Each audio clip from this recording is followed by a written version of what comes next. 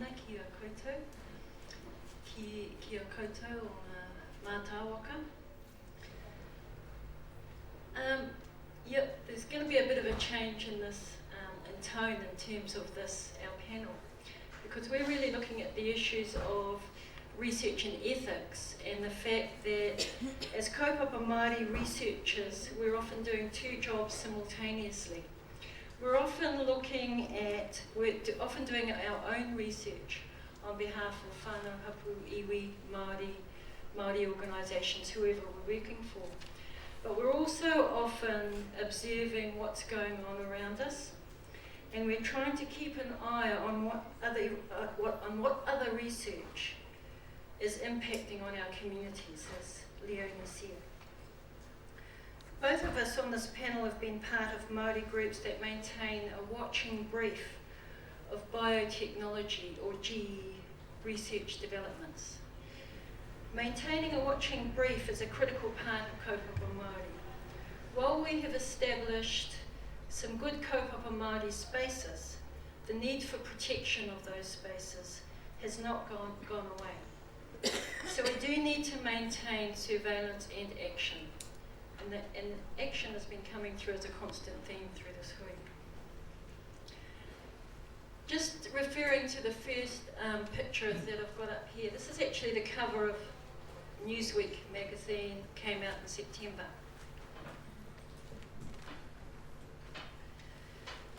The picture shows a brown baby looking at empty prams. The caption reads, "For more and more countries, the problem isn't having too many people, but having too few." The story inside is about the declining population of some areas of the world, particularly advanced capitalist countries, and the rapidly expanding populations in developing countries.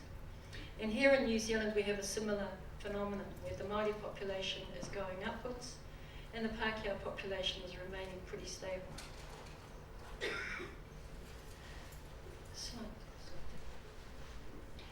This presentation is about researching the human embryo.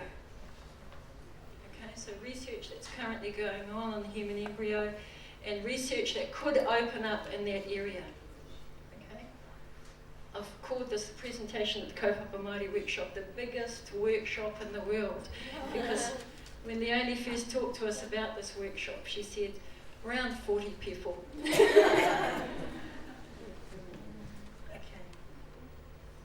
This talk is about the increasing research interest on the embryo. Genetic engineering is causing increased research interest in embryos. And this talk will give a very brief introduction to some of the current research interest in this country and discussion of the designer human issues. There's many reasons for this increasing interest.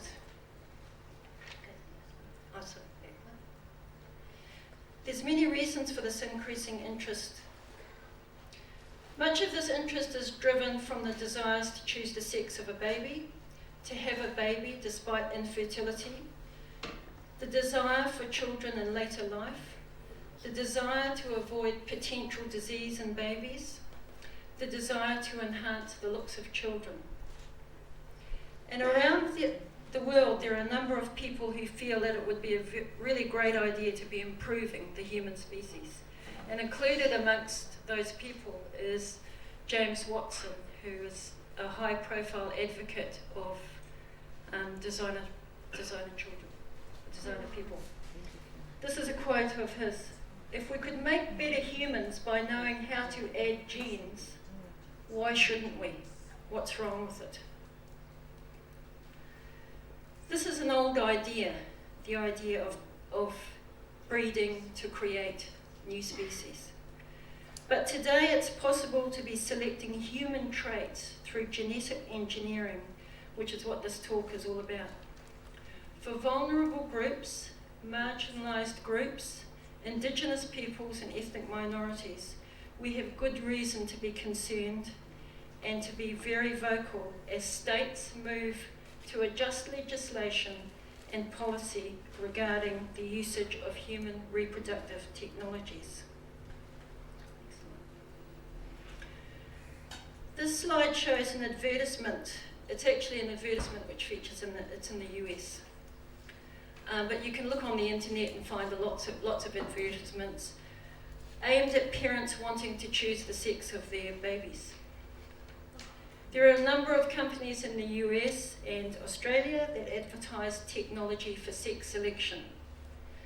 The cost of this particular treatment starts at $2,300 US. This is just one type of technology, there's a number. The most accurate technology for choosing the sex of a baby is called pre-implantation genetic diagnosis. Pre-implantation genetic diagnosis involves fertilizing eggs in a laboratory, extracting a cell from the embryos, determining the gender, and then implanting only the desired sex into the mother. Originally, this technology was created to prevent the passage of genetic diseases in the United States, but it is now used for some, what they call family balancing, which is choosing the sex of a baby. According to this particular company, Microsoft, many parents already are asking gender selection companies that their babies have such things as blue eyes and blonde hair. Here in New Zealand, we have the proposed heart bill, and you have to realise that I wrote this kōrero on Tuesday, and since then I've heard that this bill got passed on Wednesday night. So you have to translate it, it's actually now enacted. The bill passed 108 in favour, 18 against. Here in New Zealand, we have the proposed heart bill, the Human Assisted Reproductive Technologies Bill, which has been passed. The bill opens the door to a number of new areas that affect potential research on embryos, but it also has a number of notable absences. Notable in the bill is the allowance of pre-implantation genetic diagnosis, which, as I say, was initially used in the US to prevent the birth of children with chromosomal diseases, particular chromosomal diseases. Most of them are single gene disorders. Actually, Waipapa, we could probably tell you a bit more about that particular technology. In the US, we saw earlier that this has led to other usages of the technology. Critics of pre-implantation genetic diagnosis say that it is the first step to eugenics technology because it screens embryos for genetic traits which are either desirable or undesirable. Who will be defined as the fit and the unfit? It's the key question in this. Disability groups have criticised the definition of disease in saying that it is a fine line and can be subjective. And we know that because historically some things have been defined as disease in the past and they no longer are. Women's rights groups say that decisions to terminate life should not be on traits, but they differentiate in terms of abortion by saying it's based on a woman's rights to choose to have a child at a particular time. So women's rights group are making a differentiation between this technology and abortion. Gay rights groups critique the search for a gay gene and research to eliminate gayness. And again, it's a possibility.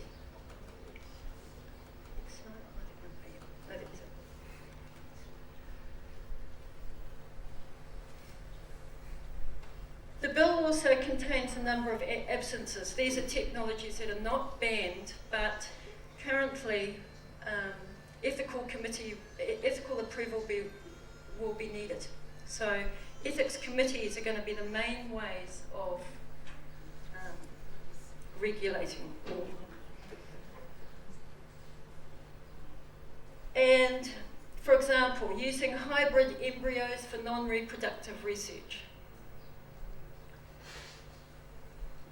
Embryo donation, embryo cloning for non-reproductive purposes, selecting embryos, for example, to determine the sex of the baby, splitting embryos, genetically modifying embryos so that inherited diseases are not passed on, using eggs or ovaries from dead fetuses, medically assisted surrogacy, and posthumous use of sperm. Okay, those are all things which remain unregulated at this time. So there's nothing that says they're not allowed.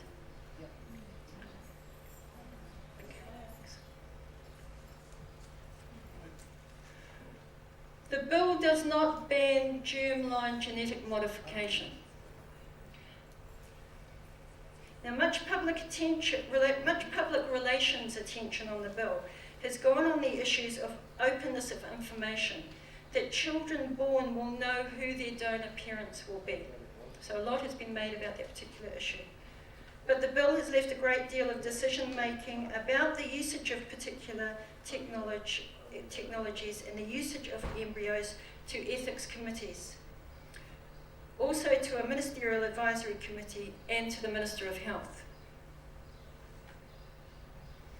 So decision making will be done on a case-by-case basis by ethics committees. An advisory committee is to develop guidelines on controversial procedures.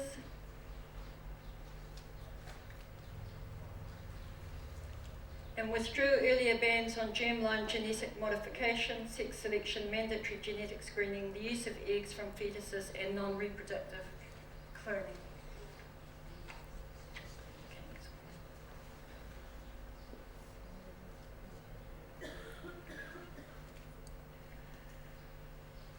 Commentators, I don't know whether it's come out green.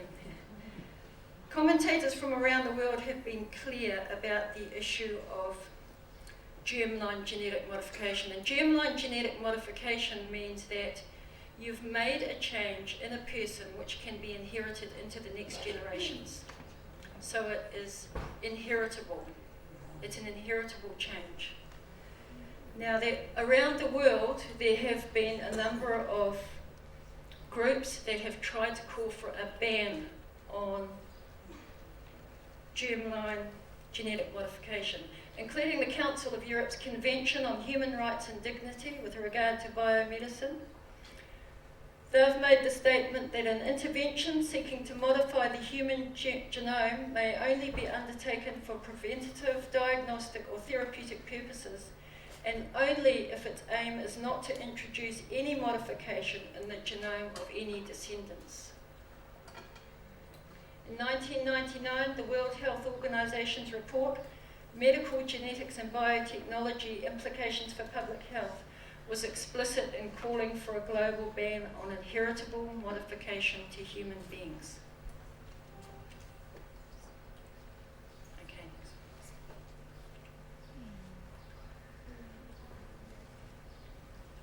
This is the last slide I've put up. I mean, I haven't got time, I haven't had time because I knew it was quite short, that I could only really give you just an introduction to some of the issues in this. So I haven't been able to discuss quite a sustained,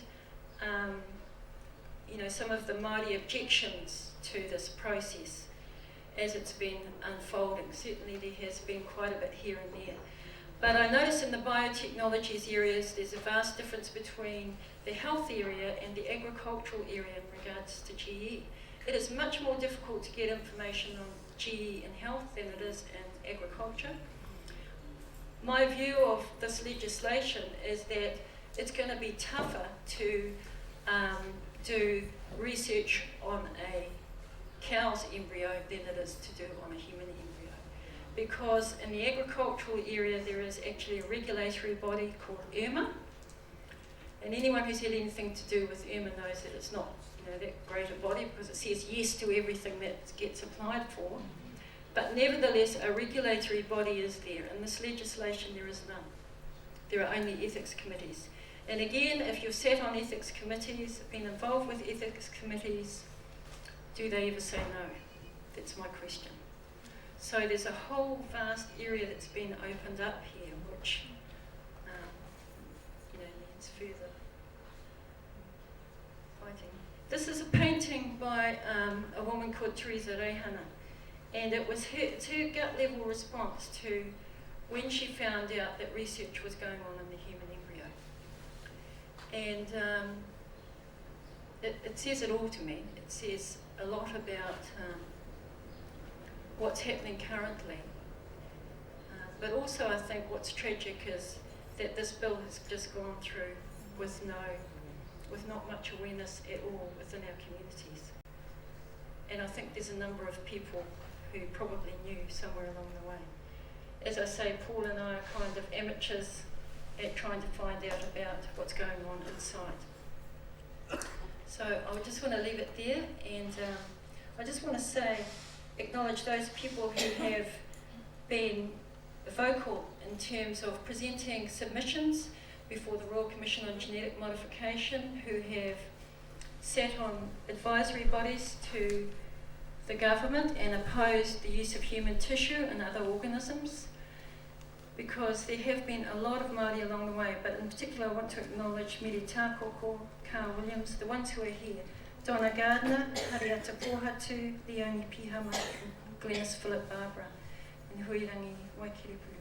So kia ora mai tātou.